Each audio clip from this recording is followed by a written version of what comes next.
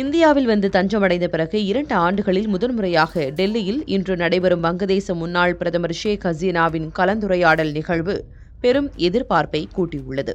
இதுகுறித்து இந்த செய்தியில் பார்க்கலாம்.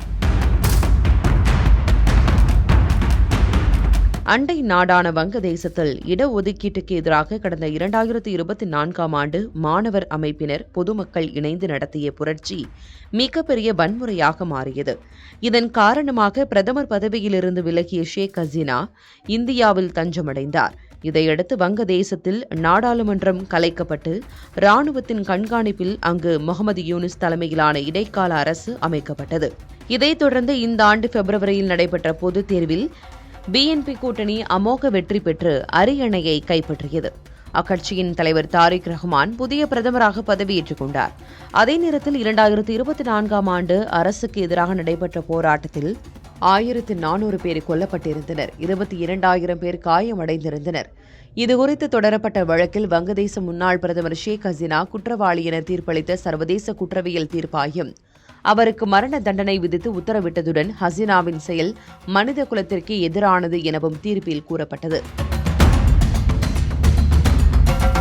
இதையடுத்து அவரை வங்கதேசத்திற்கு நாடு கடத்த வேண்டும் எனவும் அந்நாட்டு அரசு இந்தியாவிடம் வலியுறுத்தி வருகிறது.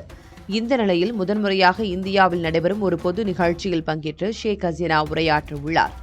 இன்று மாலை 6 மணி முதல் 7:30 மணி வரை நடைபெறவுள்ள இந்த நிகழ்வை தெற்காசிய வெளியுறவு செய்தியாளர்கள் அமைப்பு ஒருங்கிணைத்து நடத்துகிறது.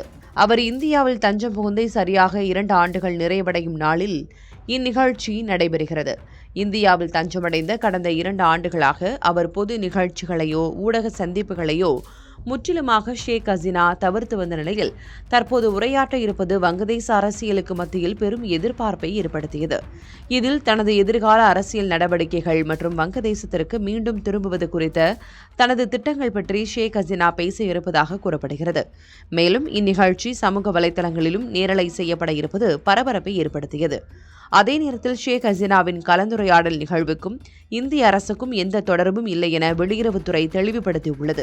முன்னதாக ஷேக் ஹசீனா பங்கேற்கும் கலந்துரையாடல் தொடர்பாக அரசியல் சர்ச்சைகள் எழுந்த நிலையில் மத்திய அரசு தனது நிலையை அதிகாரப்பூர்வமாக தெளிவுபடுத்தியுள்ளது.